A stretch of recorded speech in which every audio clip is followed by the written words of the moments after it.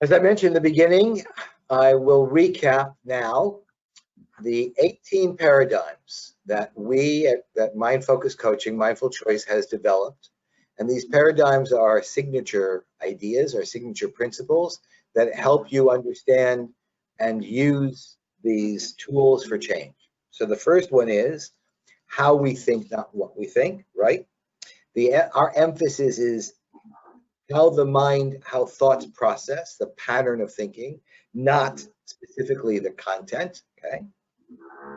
Because it's the process the process of thinking that we think is most important to examine and to understand.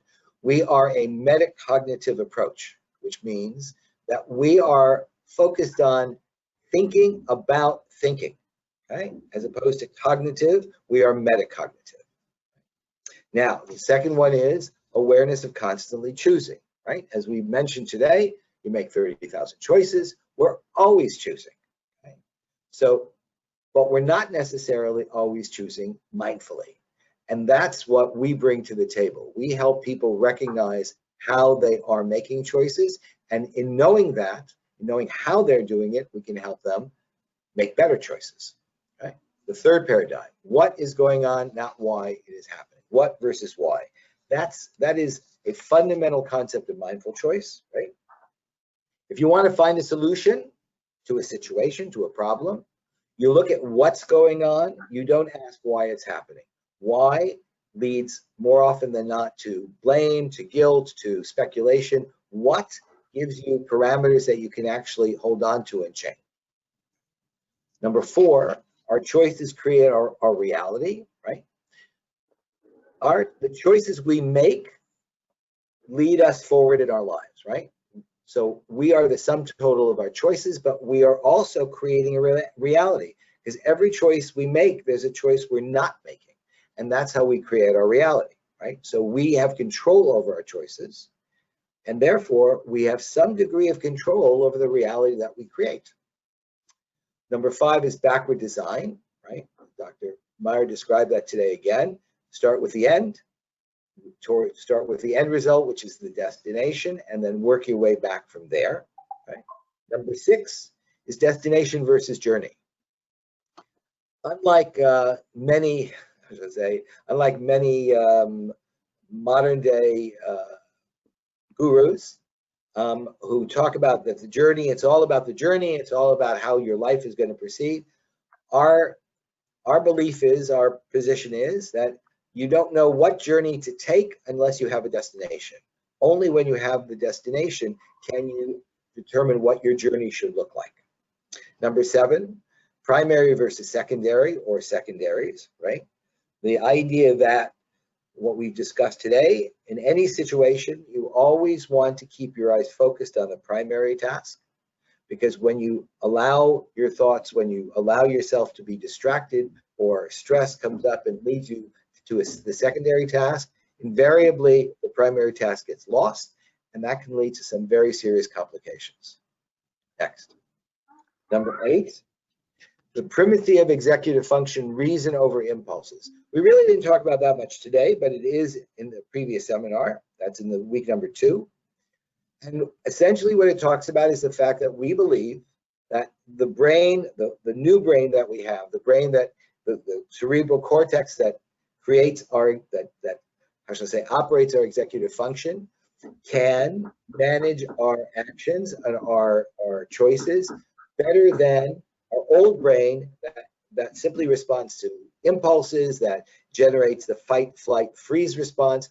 We use reason rather than impulses. Number 9, brain-based emotions versus thought-based feelings. So as we said, emotions are hardwired. It's related to the limbic system and the hormonal system, and it is essentially another way of experiencing reality, and that's just how we are. We have that system. Feelings, right? Feelings are what happens when our emotions are mediated, are transferred by our thoughts. We can change our feelings. So when somebody says to you, "I couldn't help it, it's how I felt. It's just I can't stop my feelings," that's not entirely true. We can change our feelings. And I've used many examples and I've taught many people how to do that. And we can do that. Mind focused coaching can do that here too. Number 10, the first thought versus the second thought. This is also one of our really signature ideas. Your first thought is your default position. It's the place you always go to when a particular experience happens. It's an automatic thought. It's as close to a hardwired idea as we get. We're not going to change that. We don't change our first thoughts. And people waste all kinds of time trying to get out of that automatic thought. We can't do it. But we can change the second thought. Our second thought is the first thought true? That is what we can change. That is what will allow us to make different choices than simply repeating the past. Number 11, assess a thought by its impact, not its content. So here I am in a situation and I'm thinking, this is awful. Okay? Now, what's the impact of that thought? Is the impact of that thought something that is negative?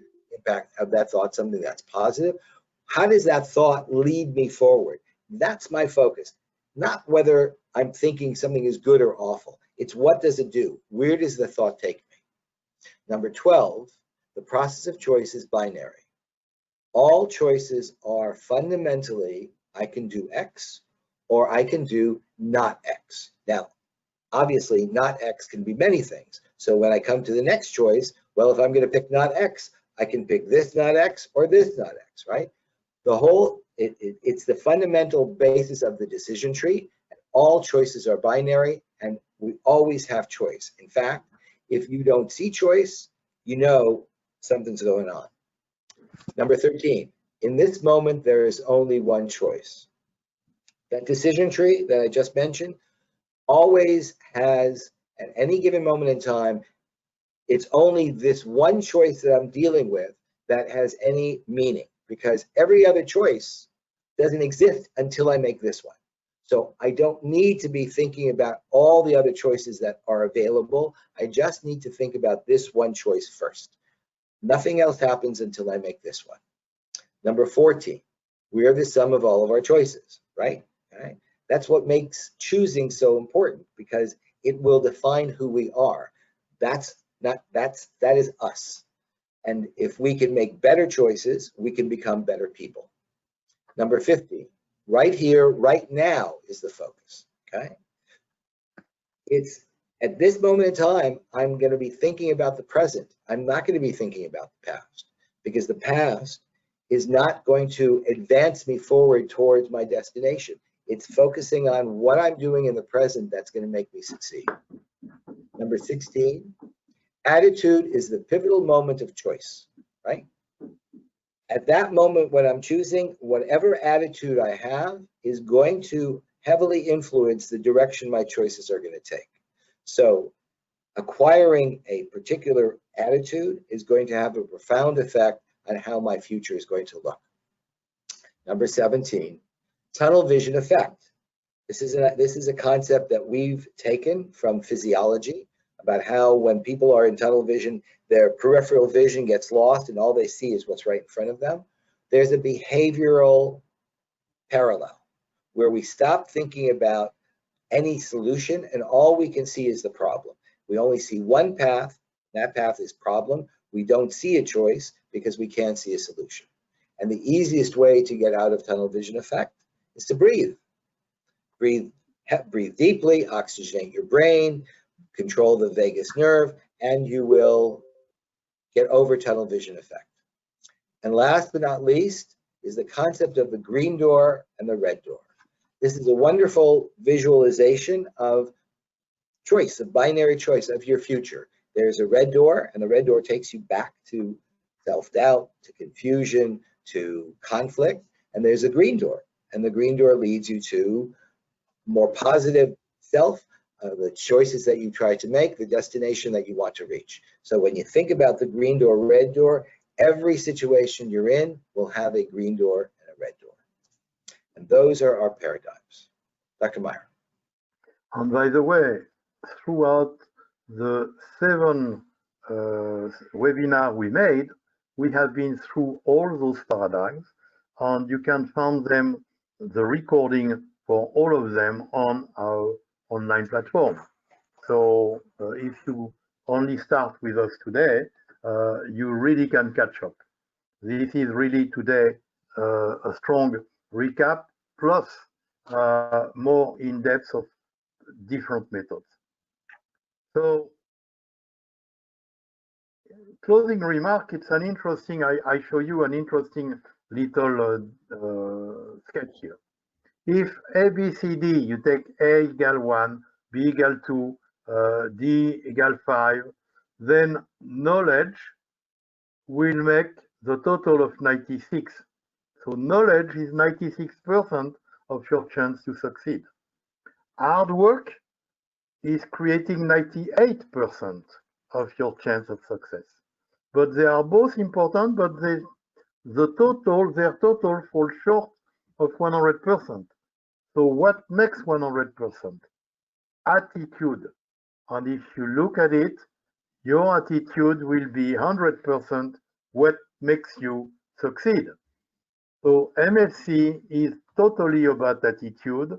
If you work to develop the correct or the right attitude, the attitude to change, the attitude to get prepared, the attitude to be open, to be moving into what's next, and looking at your destination, but all that are an attitude. So if you develop an MFC attitude, for sure 100% you will succeed. And that's my closing remark. So mindful choice in decision making is about happiness. And you have to accept your responsibility for your life. You know that it is for you. Your life is for you. Who will get you there where you want to be? You want to go and no one else, only you.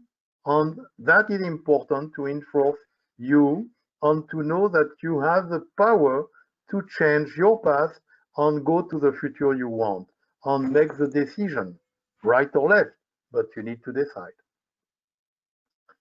So today is the last day in our program for this season, and we will speak about graduation.